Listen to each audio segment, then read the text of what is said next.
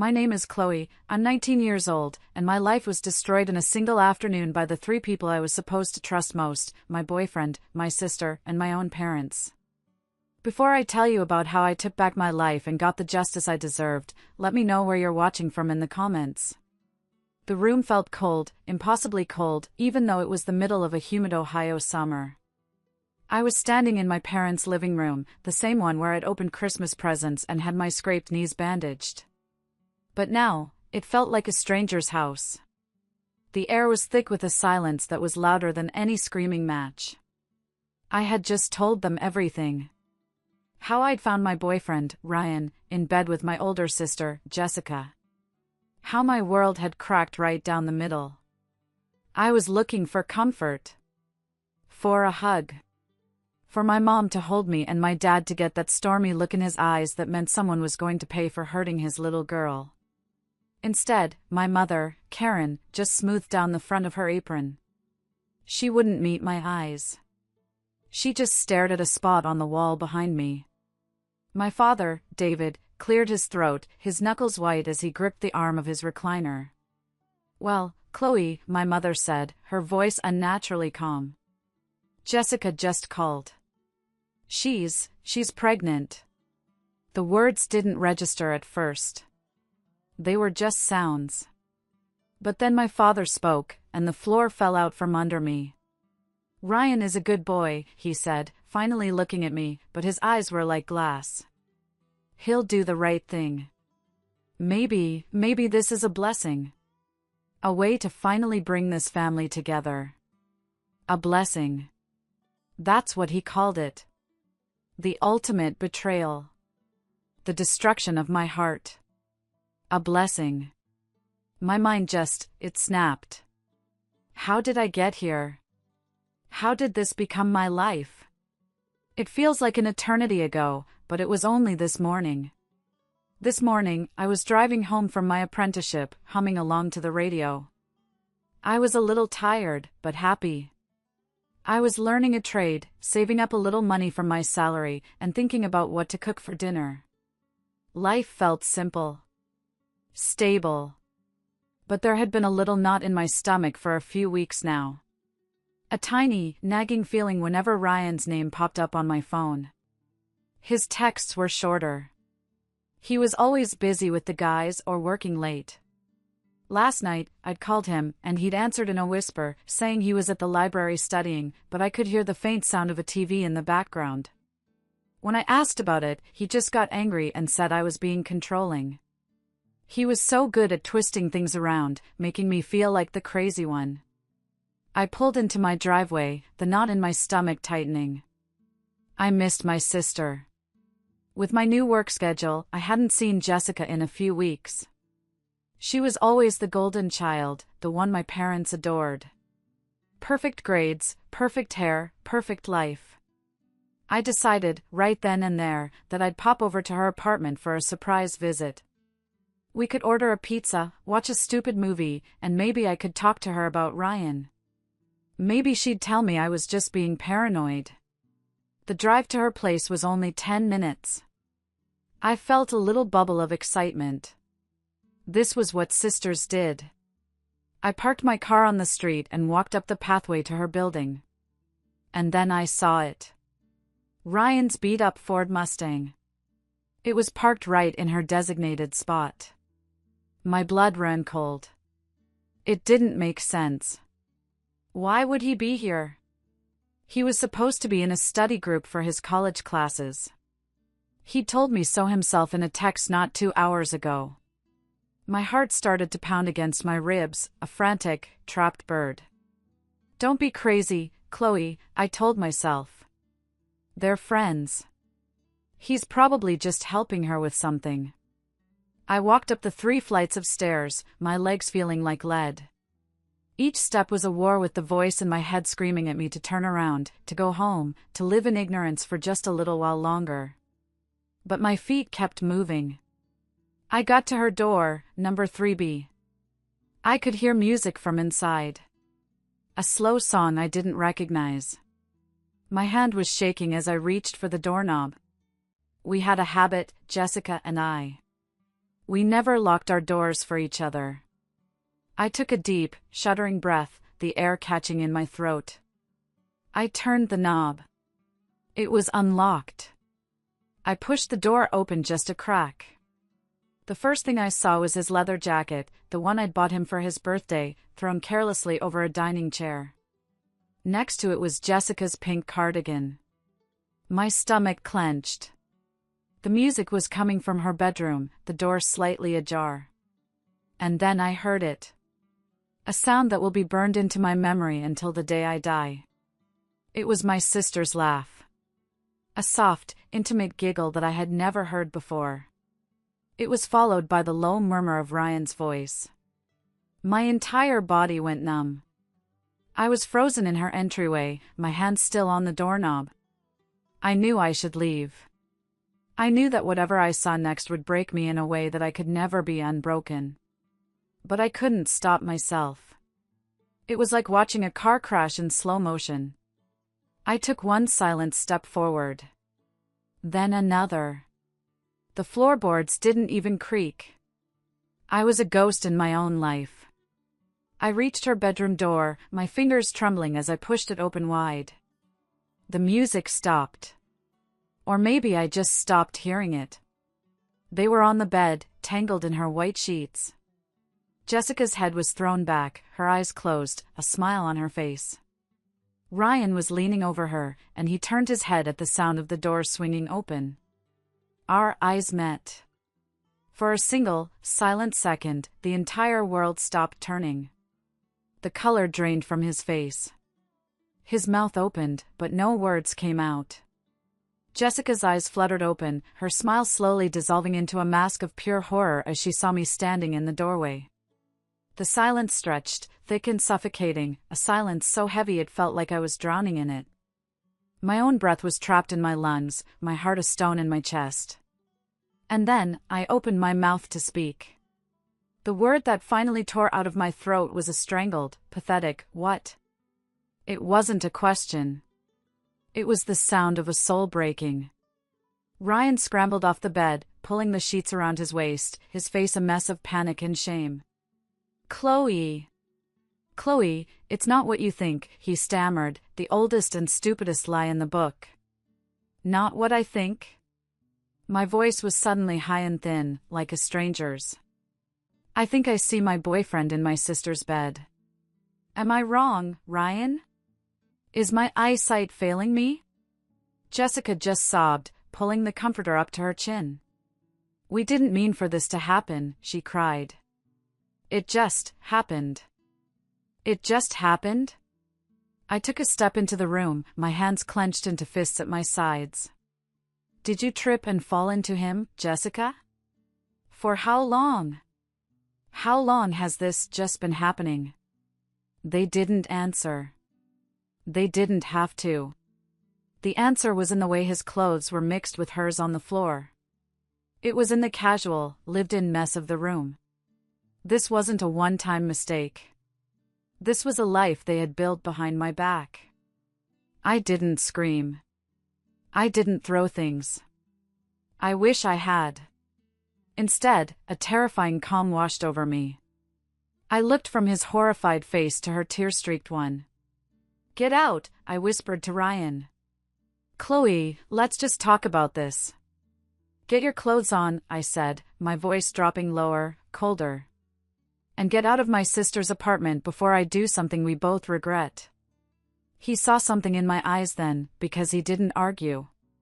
He grabbed his jeans and his jacket and practically ran out of the room, not even looking back. I was left alone with Jessica.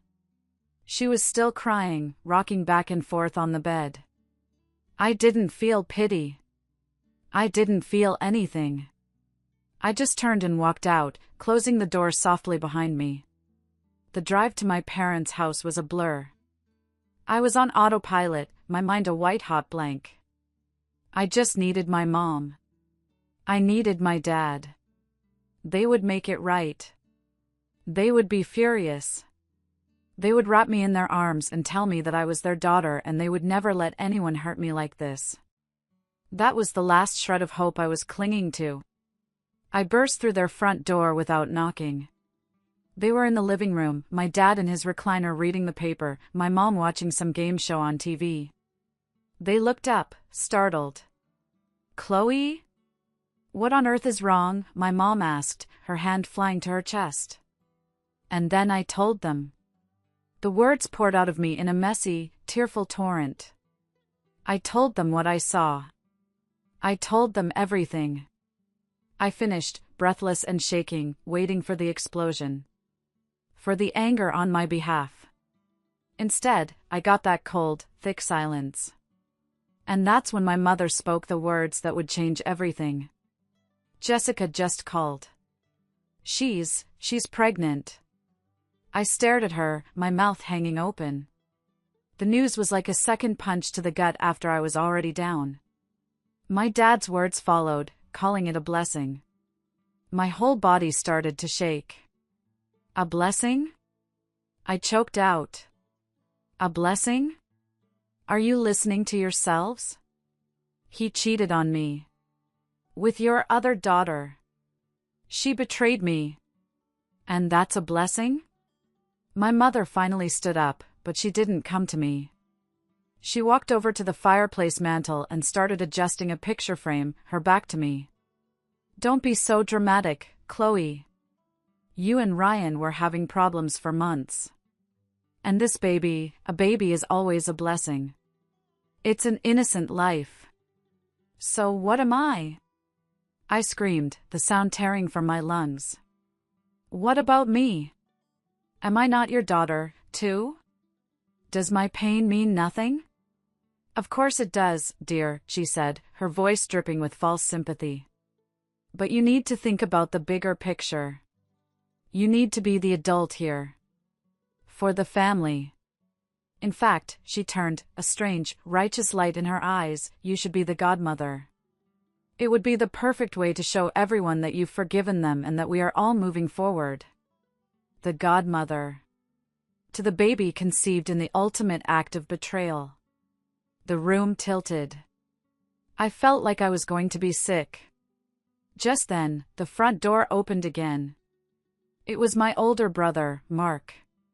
He was home from his construction job, covered in dust, and he stopped dead in the entryway, taking in the scene. My tear-streaked face, my parents' cold, rigid posture. "What's going on?" he asked, his eyes narrowing. I couldn't speak. I just shook my head, a sob catching in my throat. He looked from me to our parents. "What did you do?" he asked them, his voice low and dangerous. "We were just telling Chloe she needs to be more mature about this situation with Jessica and Ryan," my father said, puffing out his chest. Mark's eyes widened in disbelief. "You're kidding me." He walked straight past them and came to me, putting his strong arms around me. I collapsed against his chest, finally letting out the ugly, gut-wrenching sobs I'd been holding back. "Come on," he whispered into my hair, his voice rumbling with an anger he was holding back for my sake. "You're coming with me. Let's get you out of here." He led me out the door, away from the two strangers standing in my parents' living room, and for the first time that day, I wasn't completely alone. Mark's apartment was small and smelled faintly of sawdust and coffee, but it was the safest I had felt in my entire life. He sat me down on his worn-out leather couch, wrapped a thick blanket around my shoulders, and put a mug of hot tea in my hands, even though it was 80 degrees outside.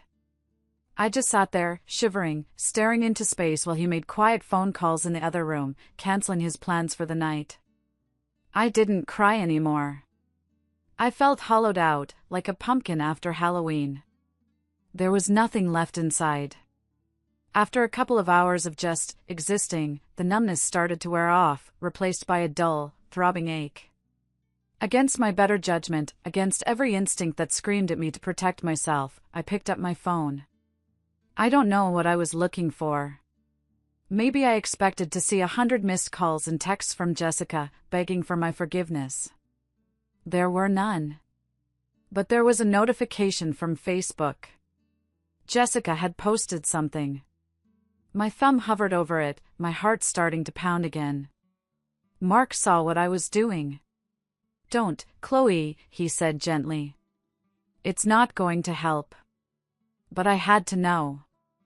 I had to see the lie she was telling the world. I clicked on it. It was a long post, accompanied by a professionally filtered photo of her and Ryan. They were standing in a field of wildflowers, him with his arms wrapped around her from behind, her hands cradling her still flat stomach. They looked like a greeting card.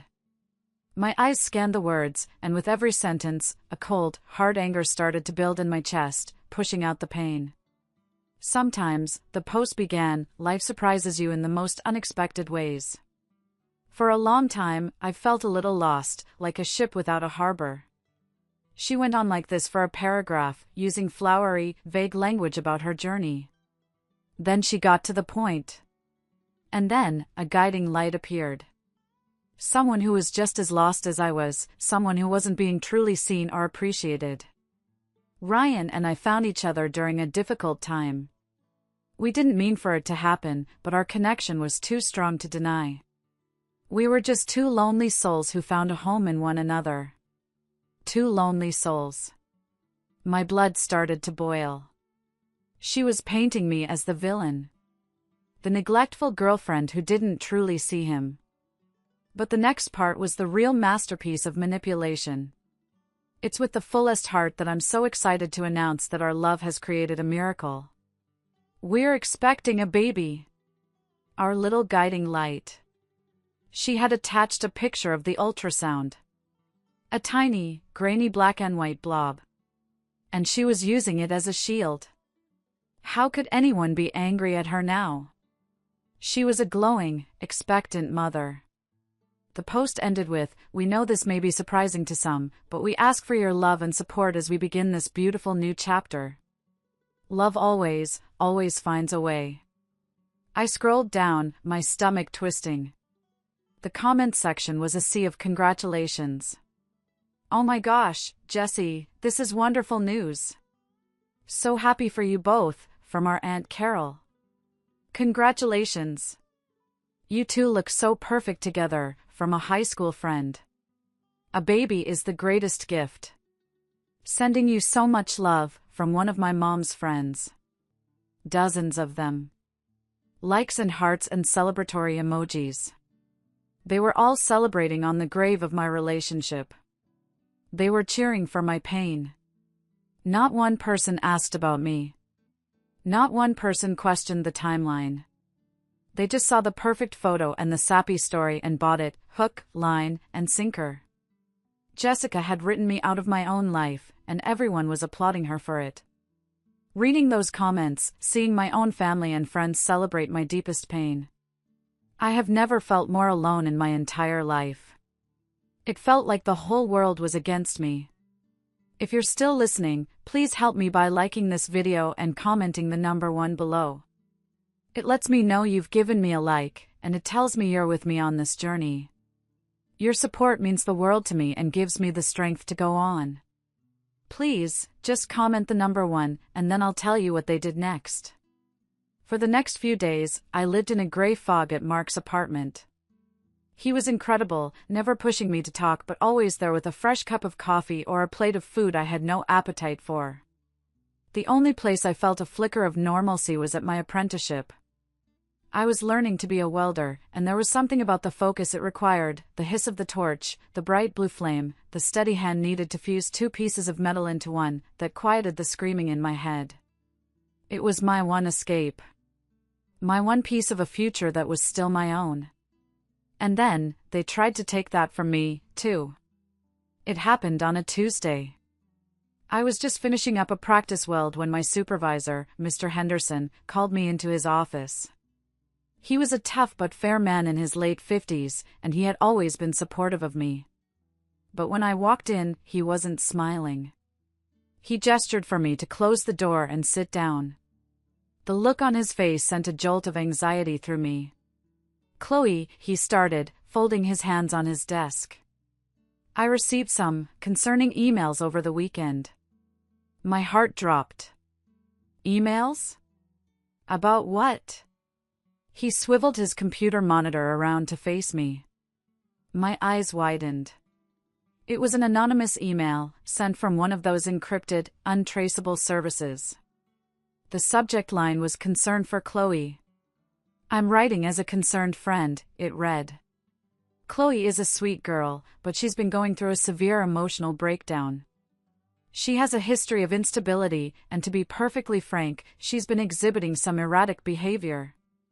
There have also been instances of, let's just say, items going missing from purses and lockers in the past. I'm worried about her being around heavy machinery." It was signed, "A Friend Who Cares." I felt the blood drain from my face. It was all lies. Vicious, poisonous lies designed to destroy me. "Mr. Henderson, I swear, none of that is true," I stammered, my voice trembling. "This is insane." "I received 2 more, Chloe," he said, his voice grim. He clicked to the next one, which mentioned I had a problem with authority and a history of lying to get what I want. It was a character assassination, pure and simple.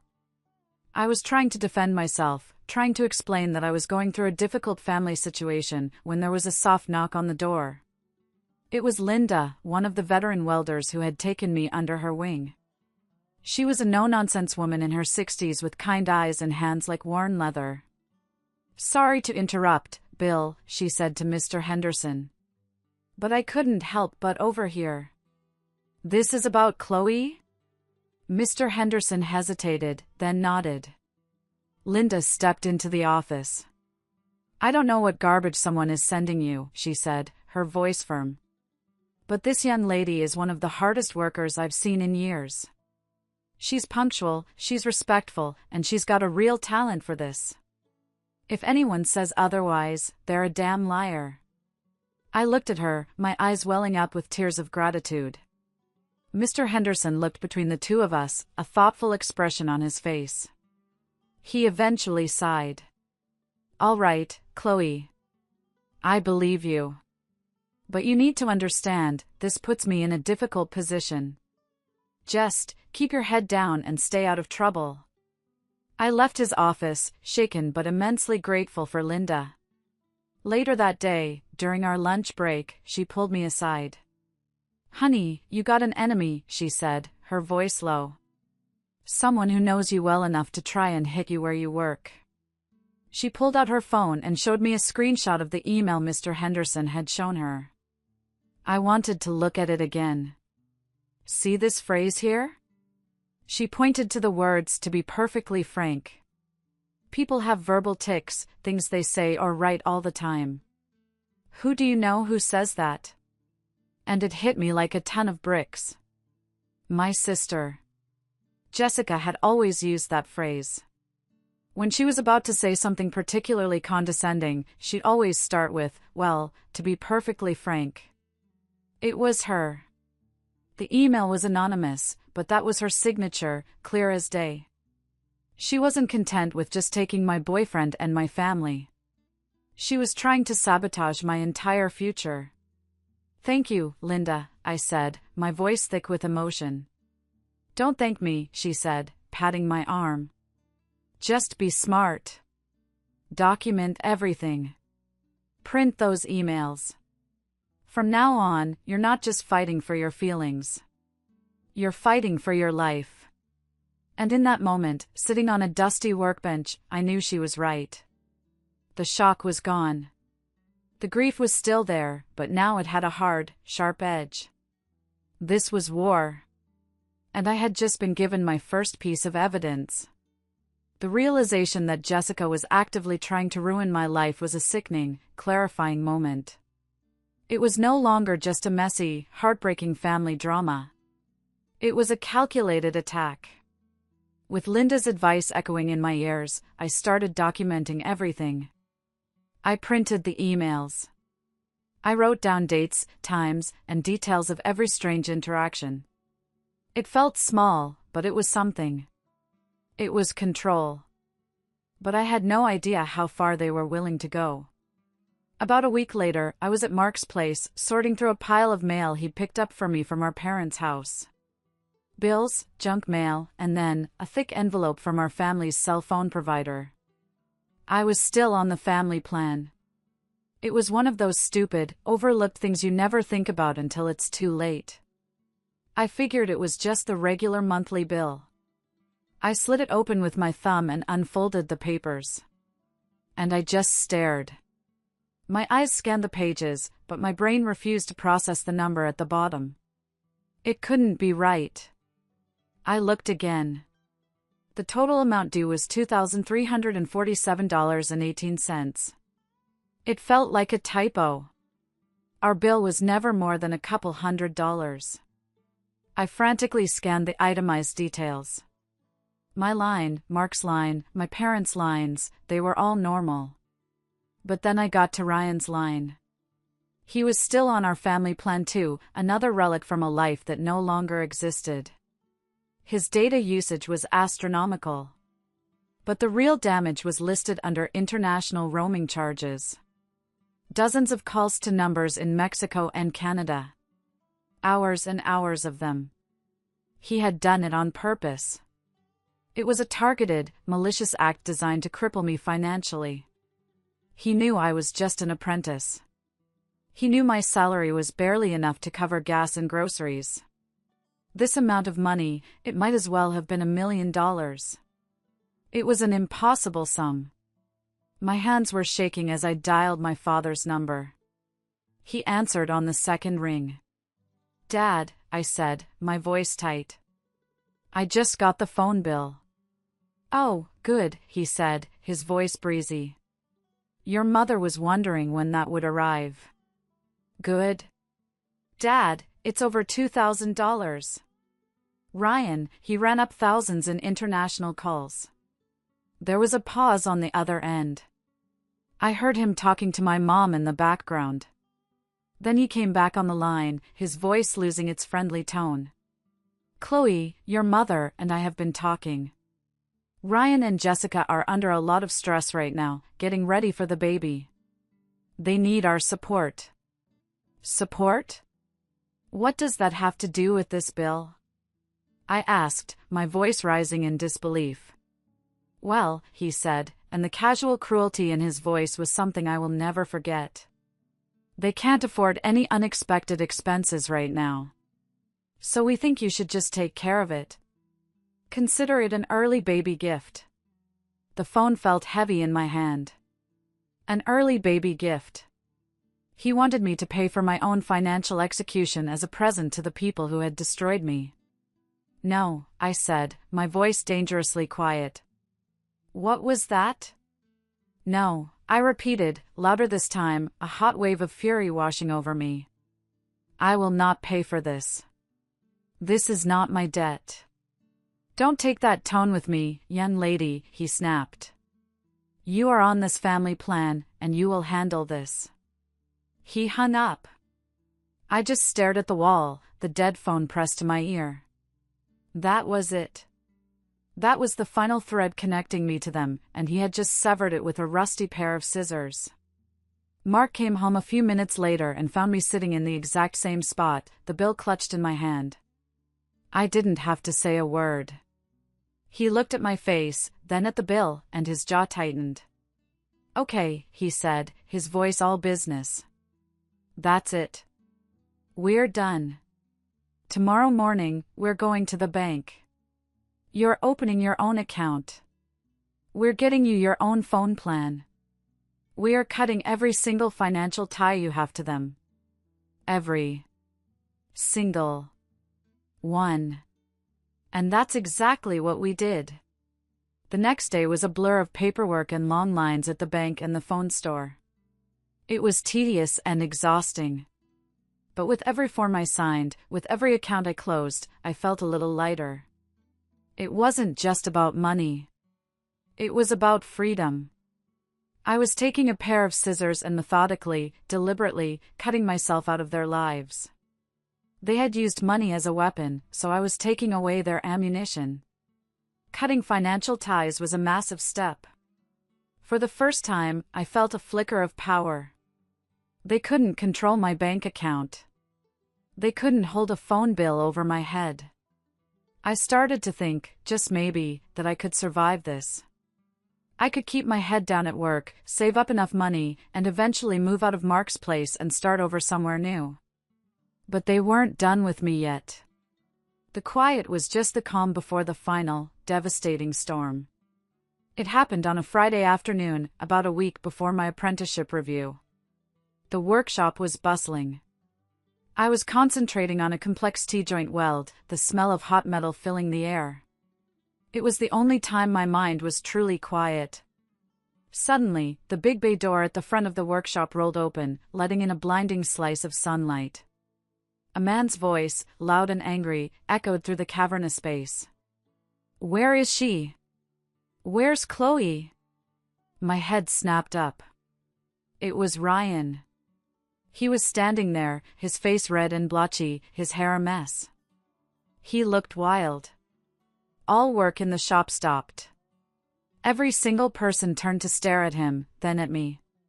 My entire body went rigid with fear and humiliation. "Ryan, what are you doing here?" I said, my voice barely a whisper as I walked towards him, trying to get him outside. "You can't be here." "Oh, I can't be here," he shouted, taking a step towards me. "You think you can just get your brother to call me and threaten me about some stupid phone bill? You think you can try to ruin my life? You ruined my life."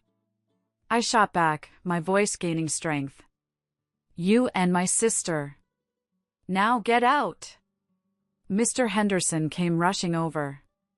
"Son, you need to leave. This is a private workshop." Ryan ignored him.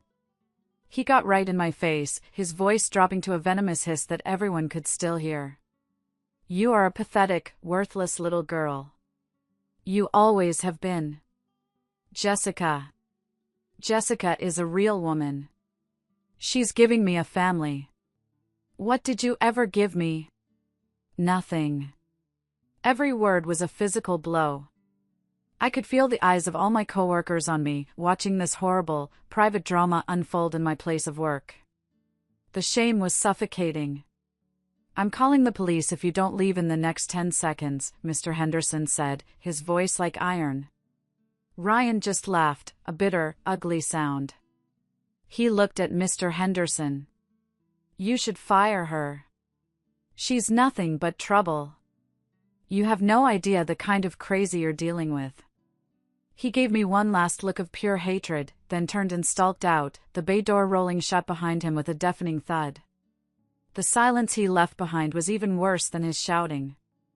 I just stood there, shaking, unable to look at anyone. An hour later, Mr. Henderson called me back into his office. The kindness was gone from his face. It was replaced with a weary resignation. "Chloe, I'm sorry," he said, and I knew what was coming. "I can't have this kind of drama at my business. It's a liability. The anonymous emails, and now this. I have to let you go. Your apprenticeship is terminated, effective immediately." I didn't beg. I didn't cry. I just nodded, a hollow feeling spreading through my chest. I had lost everything. My boyfriend, my family, and now, my future. I gathered my things in a cardboard box, avoiding the sympathetic and curious glances of my former coworkers. Linda gave my shoulder a squeeze as I walked out, her eyes full of pity. I got into my car and just sat in the parking lot, the box of my failed life on the passenger seat next to me. I sat there for an hour, maybe 2. The sun started to set. The despair was so total, so complete, that it circled back around on itself. The sadness burned away, leaving something else in its place. Something cold and hard and clear. There was nothing left for them to take. I had officially hit rock bottom. And there's a strange kind of freedom in that. When I finally drove back to Mark's apartment, he knew the second he saw my face and the box in my arms. He didn't say "I'm sorry." He just pulled me into a hug. I didn't cry. I pulled back and looked him straight in the eye. "No more," I said, my voice flat, devoid of any emotion. "No more crying. No more hiding. They want to ruin my life? Fine. Let's see who's left standing when the smoke clears. Mark looked at me, a slow, serious nod spreading across his face. He saw the shift in me. The victim was gone. I'm going to burn it all down, I said. And I'm going to need a good lawyer. The weeks that followed were a quiet, focused storm. Mark helped me find a lawyer, a sharp, no-nonsense woman named Ms. Albright who specialized in civil harassment and small claims. For the first time, when I told my story to someone, they didn't just offer sympathy. They offered a plan. A strategy. We gathered every piece of evidence, the printed emails Linda had helped me secure, the screenshot of Jessica's manipulative Facebook post, the itemized phone bill showing Ryan's fraud, and a sworn statement from Linda about the scene Ryan caused at the workshop. Every piece was another brick in the wall I was building around myself. The first step was quiet but immensely satisfying. A licensed process server, a big, bored-looking guy, was hired to deliver 2 separate envelopes. One for Ryan, one for Jessica. He found them leaving a prenatal appointment, Jessica glowing and holding Ryan's arm. The server's deadpan delivery of the papers right on the sidewalk, a summons for Ryan to small claims court for the phone bill, and a notice of a restraining order hearing for both of them, wiped the blissful smiles right off their faces. Mark had a friend who saw it happen and described the scene to me. That small victory felt like the first ray of sunshine after a month of rain. But the main event was yet to come. A few days later, my mother called. Her voice was syrupy sweet. "Chloe, honey. Your father and I are having a little family dinner on Sunday. Just us. We think it's time we all sat down and put this unpleasantness behind us. For the baby. It was an ambush. I knew it. Mark knew it. And Ms. Albright had prepared me for it." "Okay," I said, my voice calm. "I'll be there." I walked into my parents' house that Sunday feeling a nervous energy, but it wasn't fear. It was the feeling a soldier gets before a battle they know they are prepared to win.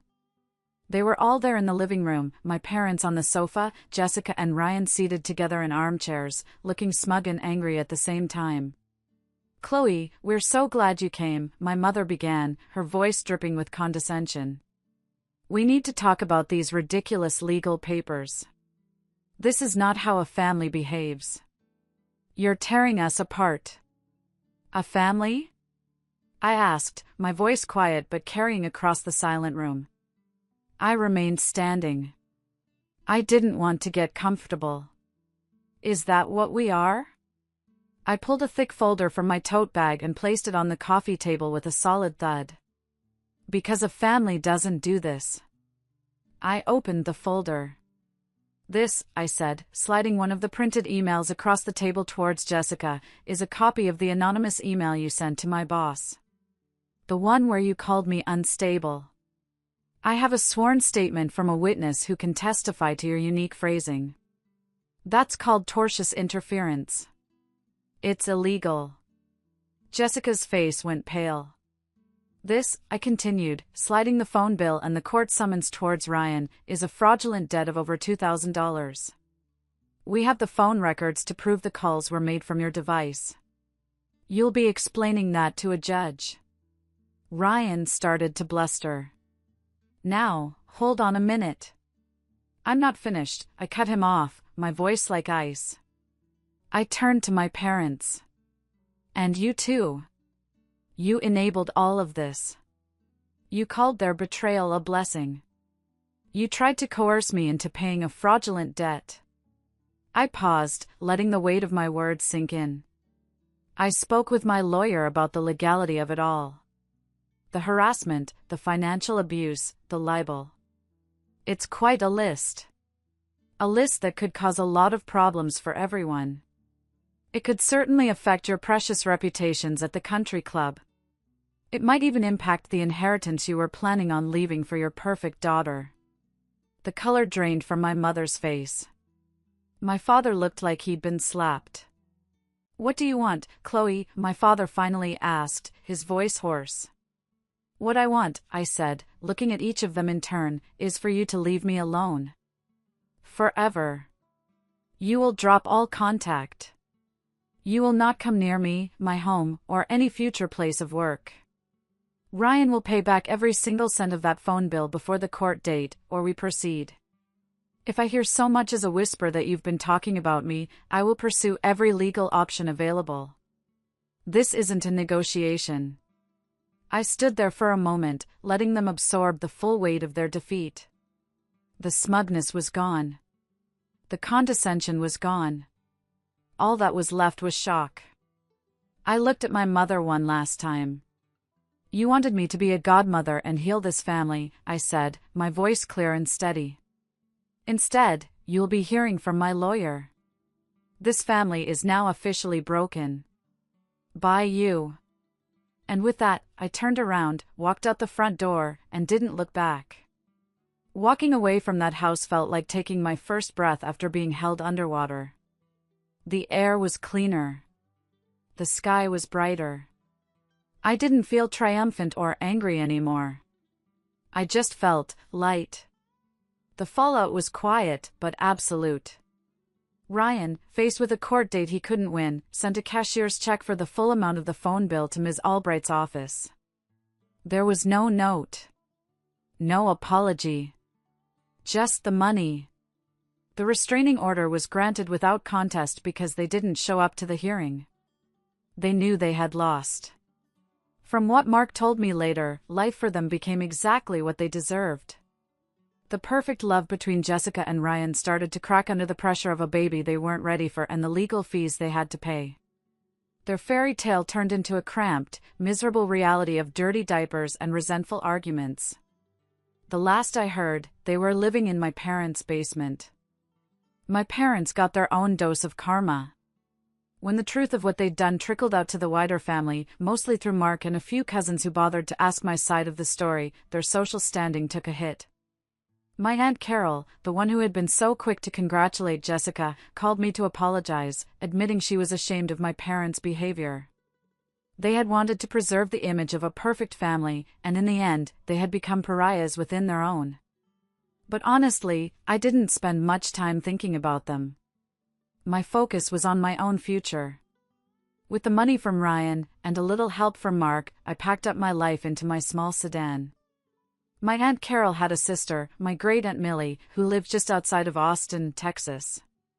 I had only met her a few times at holidays, but she'd heard what happened and offered me her spare room for as long as I needed it. The drive to Texas was long. I watched the green hills of Ohio fade away in my rearview mirror, and with every mile I put between me and my old life, I felt the heavy chains of the past year fall away. Life in Texas was quiet, and that quiet was exactly what my soul needed. Aunt Millie was a kind, eccentric woman who mostly kept to herself but always had a pot of coffee on. I got a part-time job at a local diner, the kind of place where the waitresses call you hon. It wasn't my dream career, but the salary was steady, and the people were kind. My coworkers didn't know my story. To them, I was just Chloe, the new girl from Ohio. I was a blank slate. I started saving money. I explored the hiking trails around Austin. I read books by the pool at Millie's apartment complex. Slowly, piece by piece, I started to rebuild myself. Some days were hard. A song on the radio or the sight of a happy couple would send a pang of the old hurt through me. But the pangs grew weaker, and the good days started to outnumber the bad. It's been a couple of years now. I have my own little apartment. I went back to school at a community college and I'm thinking about studying to be a paralegal. Ms. Albright inspired me. I learned that knowing the law is a kind of power, and I want to help other people who feel powerless. I don't talk to my parents or my sister. I've accepted that the family I was born into is gone. But I've learned that you can choose your own family. My family is Mark, who calls me every Sunday without fail. It's Aunt Millie, who still saves the comics from the newspaper for me. It's Linda from my old job, who I exchange Christmas cards with every year. Betrayal leaves scars, there's no doubt about that. But scars are proof that you healed. They don't define who you are. My name is Chloe, and my story isn't about how my family broke me. It's about how I put myself back together, stronger than before. Thank you so much for listening to my whole story. It means more than you know. If you've ever felt overlooked or betrayed, what's one piece of advice you'd give to someone going through it? Let me know in the comments. And if my story resonated with you, please consider liking this video and subscribing for more. You are not alone.